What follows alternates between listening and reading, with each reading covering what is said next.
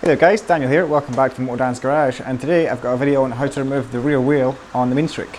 A couple of things I want to do first before we jack the bike up, and that would be remove the cotter pin and slacken off the axle nut. Now ideally, I think you should probably remove the exhaust if you want to get in there properly, but I'm going to try and do it with a spanner. I've also got these panniers which are kind of in the way, but they're a pain in the arse to remove, so I'm going to leave them on and persevere.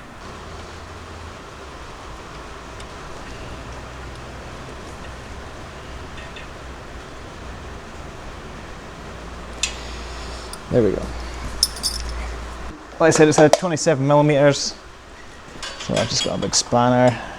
I'm going to double spanner it. If you've got a spanner, if you just put another spanner, a bigger one, into it, I'm going to have to hold the other side because it is starting to spin. And I think the other side could be a 17.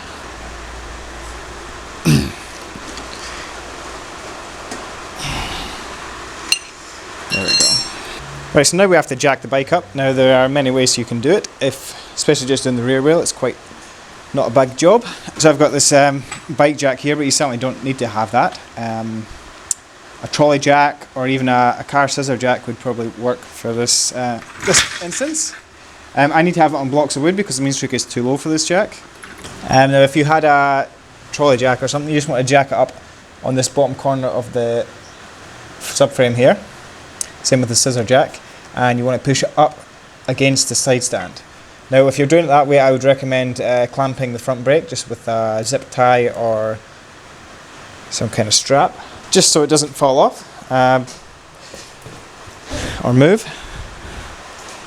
So like I said, I'm just doing it with this jack here, and drop it on the safety locks, and I'm just going to strap it down as well.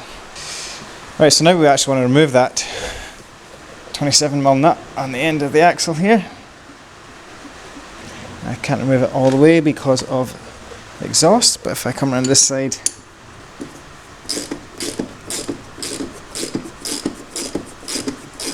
the axle will kind of pull itself through. And I can get back on this side and get the nut right off, and there's a washer there as well. Just keep winding. I tend to do this here, so I stick a spanner in behind there, in behind the sort of washer of the axle, put pressure on it and then twist it, and it'll work its way out. There we go. Right, okay, there's actually another bolt that holds the front of the caliper on there. Sorry, the caliper bracket. That one right in there. There should be another 17.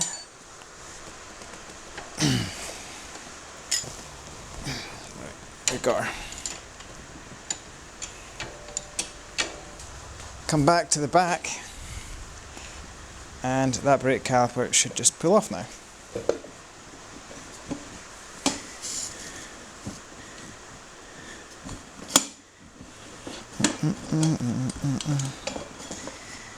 And we just wanted to come to the side. It's kind of out of the way there. And there's a spacer on the wheel on this side. Take that off, and then the whole wheel should come over this way off the rear drive unit, and then fall to the ground.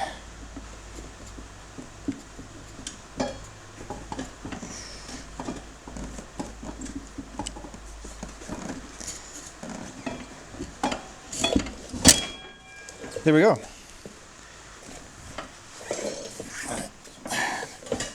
There we go. Right guys, we've got the new wheel, the new tyre fitted, sorry, and ready to go back in. I was thinking about if you didn't have that jack and you were like jacking up with a car jack, you would have to pull the wheel out and then slide it kind of diagonally out. You may need to remove the exhaust for doing that. See how you go. It's pretty handy having that jack though.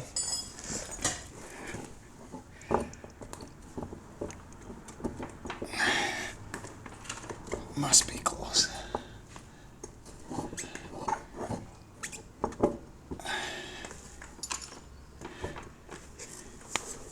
There we go. Grab your spacer, stick your spacer back in. Brake caliper. Just be mindful of the brake caliper, the brake hose, and the routing of that. Next we just want to stick the axle in. Now if it was pretty dry, just put a bit of grease in that axle. This one's pretty greasy, so I'm just going to slide her in.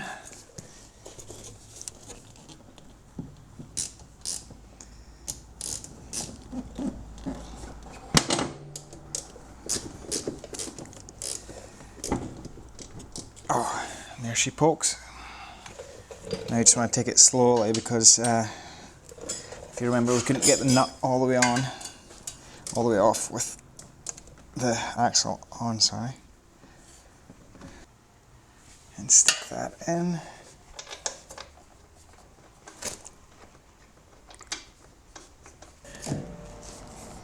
And just tighten this one up. Now this is quite a big one, so you want to get it pretty tight.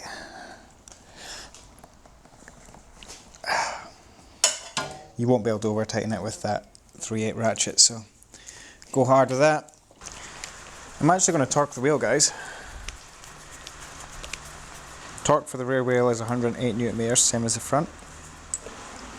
And just hold it with a spanner on the other side. If your cotter pin hole doesn't line up, then you'd want to tighten it further to the next hole.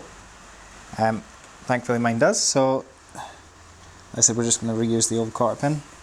Ideally you would get a new one, but I do not have one, so we'll just reuse it.